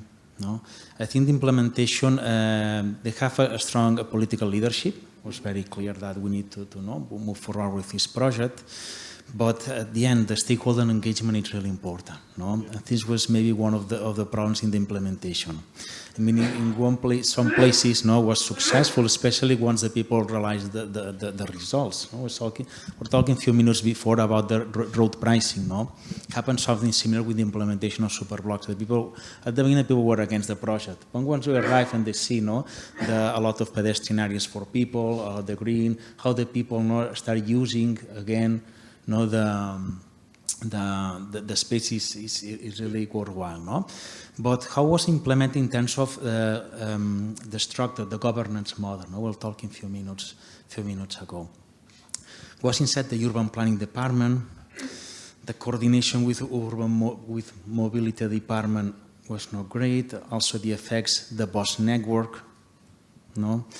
And also the involvement of the stakeholders was not efficient enough. So at the end, implementation was complex. It was really complex. Even they will reach a point that the concept of superblock was redefined, and it's talking in terms of talking of superblocks. We're talking of green access, no? Right. So again, this is a good project, a good idea. But the implementation was complex, no? And still, I think we'll move forward in the future. Still now it's some kind of a standby. Yeah. But the thing will be able, hopefully in the future, I think we'll be able to develop more. I hope so. And Z, from your point of view, this idea that we're now moving towards, in this discussion, perhaps of a holistic approach where we're talking about the block or the street as the outcome, and it has inputs into it, like traffic or environmental performance. How does that affect the way Singapore could work, do you think, from your point of view? You have all of these amazing capabilities in this place. But can you see yourself moving in that direction, to this more holistic approach?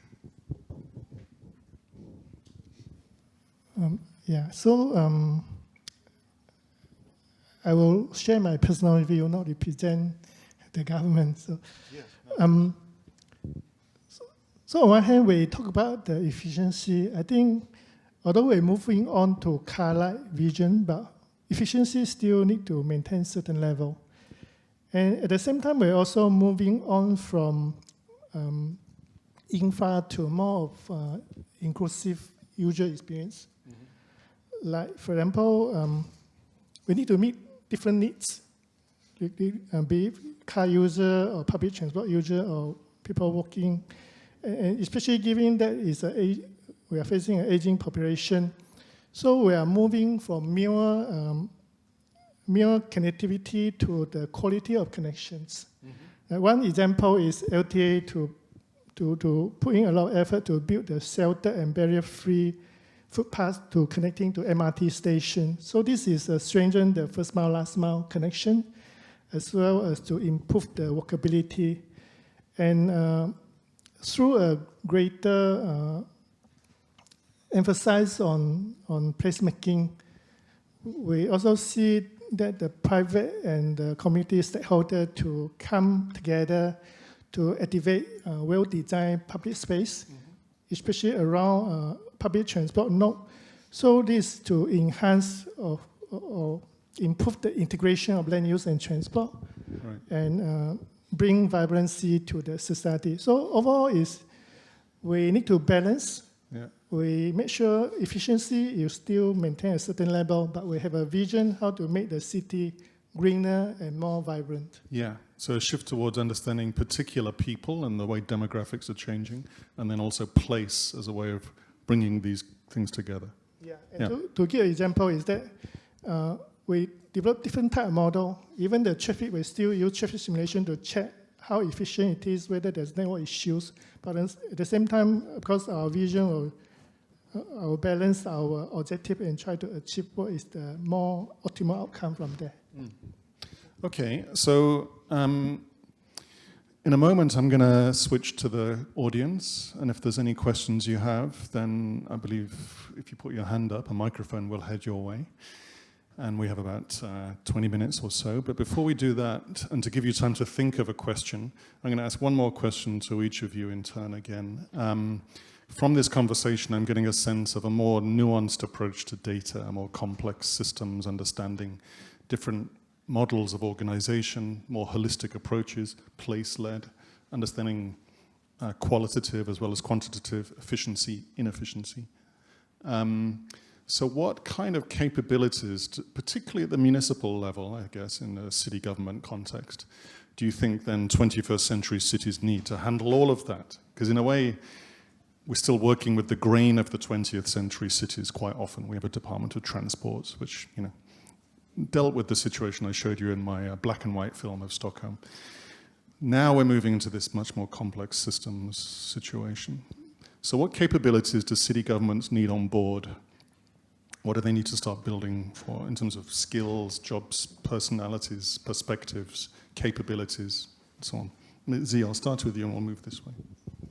Sure. So as a quick one, just like I just shared just now, given the complexity or uncertainty in the future, especially the longer term, the uncertainty is there. So we need scenario-based planning, right, to try to capture the explore different possibility, and to enable that, we actually need modeling and simulation capability to help us to make decision-making based on data. The other part is that I think we need to be open-minded to proactively look at the upcoming likely change. For example, autonomous vehicle, how you may change our system and need to plan ahead to prepare for that. Yeah, so that is the point I want to highlight. Great, so scenario-based planning, dealing with ambiguity, uncertainty. Yeah. Ray? So I think within the agencies, of course, that they have different jurisdiction, and I think possibly trying to integrate that would be, is already happening. But I think what else can be done is some private-public partnerships. So for data collection and as well as consultancy, getting experts in, and of course including stakeholders. Yeah. Yeah. So getting very good at partnership building and collaboration, yes, and particularly then understanding the detail of data within that. Yeah. Great, Sergi. Yeah, I will say first, the governance model. We need to go governance model where they allow more transversal movements, more transversal dialogue, like now more vertical, the way it is working now. In things of knowledge, we need to be able to incorporate people experts in traffic, in mobility, but in health, in social, in all these aspects. At the end of the day, they are effects, in our lives. Capacities to collaborations, public, private, or also stakeholder engagement. And remember, so many years ago, it was very difficult for someone from a technical person in the city hall give no, in a room like this, giving explanation to the citizens about the solution. Now it's normal. Well, before it was not the case, no? So I think it will become more and more normal, no? And we need people to be able to do this, no? And also technologies and data to make optimal decisions and to simulate potential scenarios. No? I know it's a big request, not so many things, but I think it's the direction we have to so governance, transparency, participation, communication, and facility with data specifically. Thank you. Stephen. Well, this time you gave the answer, which is what you just said. So let me just repeat it back to you real quickly, right? So you have governance issues, technology issues, and normative issues. So let's kind of do them in reverse order. So the normative issues are, all right, the goal is livability. What do you mean by livability? So you've got so if the process of accomplishing this means some understanding, definitive understanding of what you mean by livability, the normative. The second would be the technological, right? Where do we put IoT sensors? Where do we deliver analytics? How do we identify in real time? How do we use the data? And where is the cross-agency platform for infusing that data and utilizing it? So there's interoperability issues and the like. And the other, and maybe from my world, because I'm not that technical, is the governance issues that we just mentioned. But governance means, A, somebody needs to be in charge. Somebody does need to be in charge. B, there needs to be a cross-agency task force, working group, something dedicated to that area that can use the data to make a difference. And so the combination of those issues should provide the ability to manage for sustainable results, but it will take all three. Yeah, great, thank you. Questions from the audience? Yes, please, there's one down here.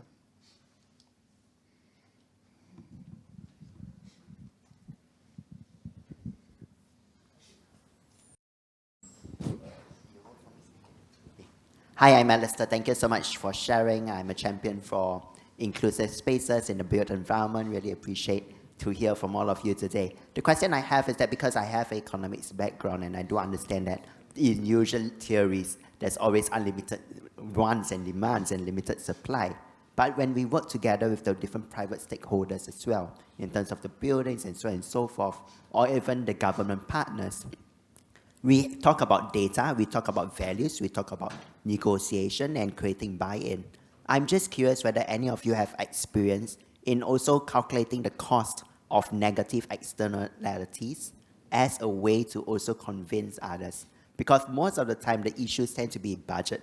For example, building a ramp and so on and so forth. Who pays for it? Where does the budget come from? It's a private development in a private land of a building that's not within the government's control. So how do we create that kind of buy-in, negotiation, negative externalities? How do we price that? Thank you. Okay, great question. So negative externalities, the impact of something in a negative sense.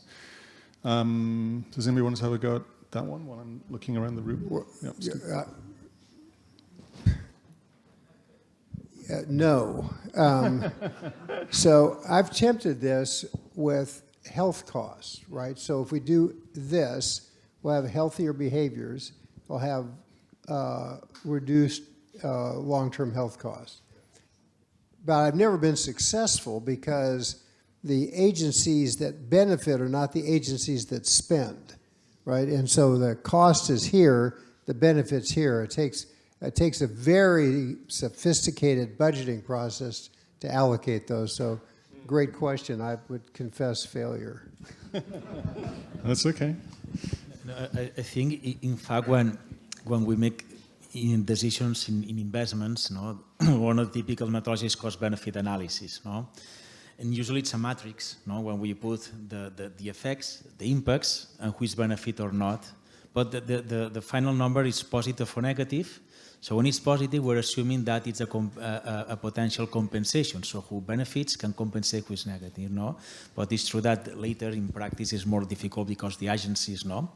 But it's a good tool to make decisions and to help with the financing, because sometimes, for instance, one of the key elements we're doing road pricing is one of the parts of the road pricing is related with the associated externalities associated with the cars. So we can use this money to finance public transportation. No, it has like a reinforcing loop. Yeah. The health. it helps to convince stakeholders, difficult. I remember one time I had the chance because we developed a cost-benefit tool for the government of Catalonia 10 years ago, and it's the one it's using still now. No? I remember the technical person who asked for this tool, they moved later to be, was like Deputy Minister of Transportation in Spain. I remember I asked him, well, this tool, it's helpful. Do you think it helps you to convince? I say, well, it helps me to make my speech, but it's very difficult to convince people with this data. No? So you need to take one of the elements of the analysis, and something is, for instance, you can save some minutes. You can take some highlights or some specific ideas, but convince people like we reduce this. It's very difficult. Yeah. I agree. Thank you. Happy to talk to you afterwards because we're doing some work on this in Melbourne, at least systems financing. It's very hard, as Stephen points out, but I would say, though, congestion charging is an example, to be honest. Congestion charging in London at least paid for the uptake in a public bus system. So you take money from a negative, put it into a positive spiral. Okay, another question, please. Towards the back, in the middle. Thank you. Hi. Thank you so much for the really interesting presentations. I think one thing that resonated throughout quite a few of the presentations and stuck with me was actually how a lot of actions come from the narrative and the vision. So the narrative and the vision always starts first. The question I have today is actually to pose sort of scenario A and a scenario B. Like, how would a transport system look different in a community that is hyper-localized, where, the demographic looks exactly the same ethnic group, same culture, versus a more global, multicultural society with a lot of immigrants, and how would the transport system look differently between these two scenarios? Interesting. Ray, do you want to have a go at that one? As a working consultant on these projects in places, you have to tackle this one. I need a bit of time. Okay. Anybody else while Ray's thinking? Maybe the Barcelona experience is a good one. I will try to answer. It's multicultural, but also sometimes socioeconomic situations. Sometimes it's the key element, the socioeconomic situations. No? At the end of the day, we talk today, it's the transportation that have other effects, no? Because sometimes more talking about transportation, we should talk about accessibility. And then comes to us the 15-minute city and so on, no? Accessibility, no? So I think it's important is when you have some potential population with different needs, with some socioeconomic different perspective, is when you need to see what is the accessibility to some services, hospital, education, jobs, and so on, no? This is more in this context we can help us to assess, no, what is the best options.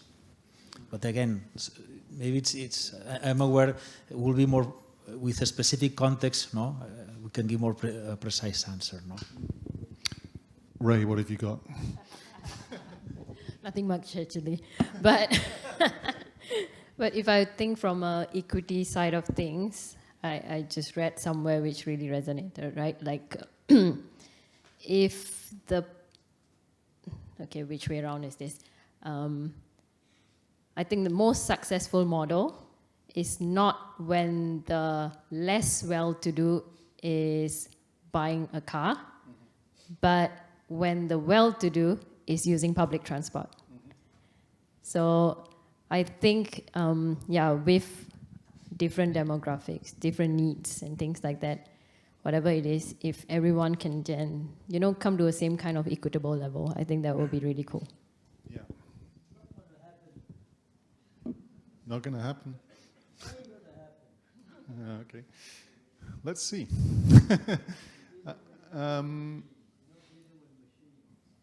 Any more questions? Yes, there's several now. So maybe we have time for a couple more questions. So there's one at the back and then maybe one in the front. Hi, my name is Varick. Thanks everyone for the presentation. I've learned quite a lot today. So I have three main questions to... Sorry, it's a bit long. That's cheating. Okay, go on. All right, sure. So I think this is more heavy on Dr. Xie's presentation, but if anyone wants to chime in, I think that would be fantastic. So first thing is data visualization. I was looking at the start of the presentation where there are these models, which show the traffic volume data and the different types of categories that they're being organized into, and they're sorted out by per car unit, bracket PCU. So I'm curious to find out, how is the traffic volume or category data collected, and is the end goal to move more car units or more people? The second question is traffic quantification, and how is a TQ being made? Because yesterday I crashed the NUS lecture, civil engineering lecture, to find out more about traffic engineering. And the professor said that this TQ number is usually provided by the upstream authority. So now I'm here at the top of the waterfall. I want to find out more. How is this TQ being made? Because this assumption can either mean we have 30 years of paradigm shift or 30 years of doing more of the same. My third question is regarding land use transportation integration app. Will that be publicly available as it is made for non-engineers to understand, as said in the presentation? Because the way I learn things about traffic is actually through the most informal ways. Mm-hmm. And for example, I learned about traffic signals by filing Freedom of Information requests to Transport for New South Wales. Or even talking to Transport for London, where they're so much more open about things like this. So in light of Singaporeans becoming more active citizens in the future, I hope maybe there can be some things being changed. And maybe one more question for everyone else in the panel. How is the advocacy culture in mobility like in your city? Thank you. Okay, that's 15 questions. So I think if I boil it down, Z, I think if you can take this first one, and maybe the last one as well on communication, and then if anybody wants to add anything on advocacy and the way that communication happens, then please do. Yeah, so thanks for the questions, and happy that you look into my slides so in details. The traffic sensing layer is LTA collect different sources of data. For example, some traffic counts, some like private hire car, the transaction. Also is a data fusion outcomes. It's not a pure that every road we have to do the traffic counts. But of course, I believe LTA also putting a lot of effort try to see how to move on to more systematically collect some of the data results. So this is the answer the question one. Second on the TQ part is the TQ format is a one body format. For example, for each of the place in Singapore, we define into 2,000 modeling zone. So each of the zone, what is the current and the future year of number of job, number of residents, and go more detail to what type of residents, for example. So that is the format of TQ. If you're asking the format whether it changed, I say not exactly changed, but the detail may be different in the past to current. For example, now we're putting more effort to look at the demographic. So residential, maybe in the past, is just one number, 2,000 people. But for more, especially when LTA move on to activity or tool-based modeling, the same number of people but different demographic, the result could be different. So agency also putting effort, try to improve the data. Although it's still a TQ format, it's still some numbers, but the detail will be different. On the last part is communication, transparency, or communication. Oh, okay, so far the Litian app is within the government agency. A few reasons. One is that it touches some of the future planning and the data could be sensitive. For example, it relates to future MRT line, which we're still testing. So this part is sensitive. The other part is that for upstream planning at the moment, it's more government agency work together, especially UIA and LTA work together on this part. So we haven't seen a very strong use case for the private sector. However, the agency are working together to see whether we can start to share some of the data set with the researcher and subsequently be in the industry. So it will take time for us to move on to there. I suggest you two have a chat afterwards. I feel like there's more to say. But I, unfortunately, can't have more to say right now. I just got a very big time's up sign pointed at me. So if there are any more questions, I'm sorry we couldn't get to them all, but please feel free. I'm offering them on their behalf to, you can come and talk to them afterwards, or talk to me, of course, any questions or comments. But in the meantime, thank you so much for listening. It's been a super interesting panel, and please join me in thanking Stephen, Sergi, Ray, and Zia.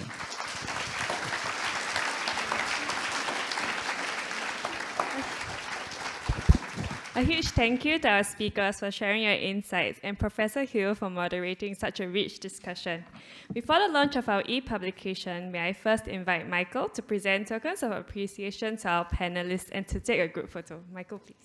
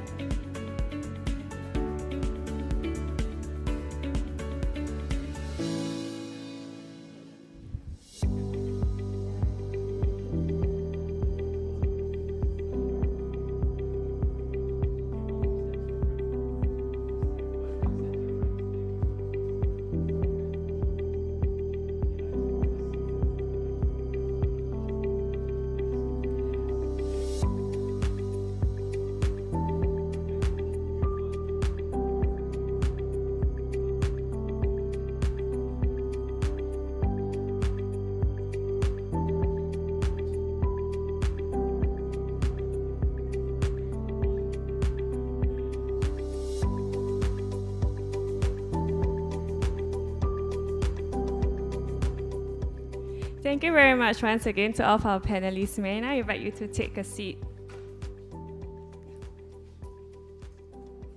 I would now like to invite Dr. Lee Min Hee, Director of Research at the Center for Liveable Cities, on stage to deliver the closing remarks and officially launch the e-publication. Lee Min, please.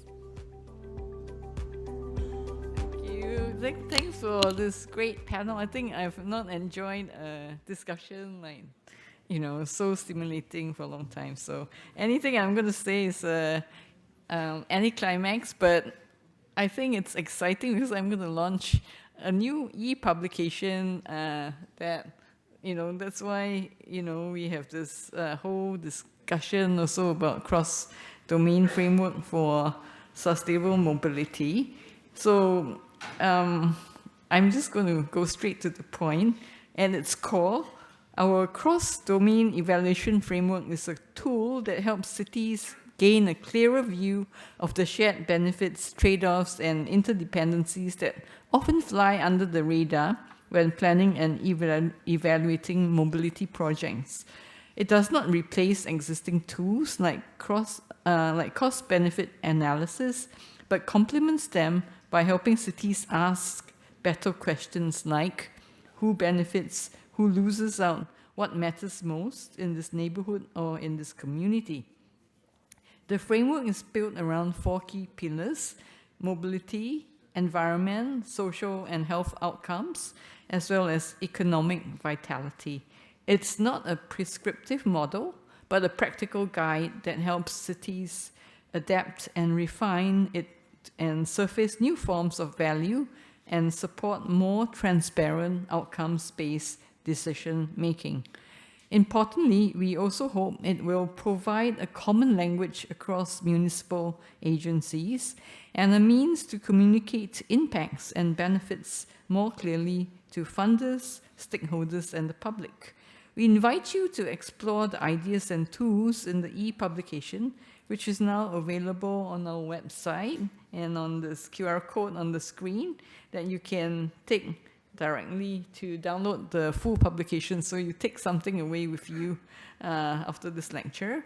We welcome your thoughts, questions, and suggestions, and hope that this becomes a resource not just for planners and policymakers, but for anyone working to build a more livable, connected, and resilient city. Above all, we see this as the beginning of a broader conversation and collaboration on how cities can thrive in the face of complexity. Thank you, and we look forward to continuing the conversation with you in the months ahead.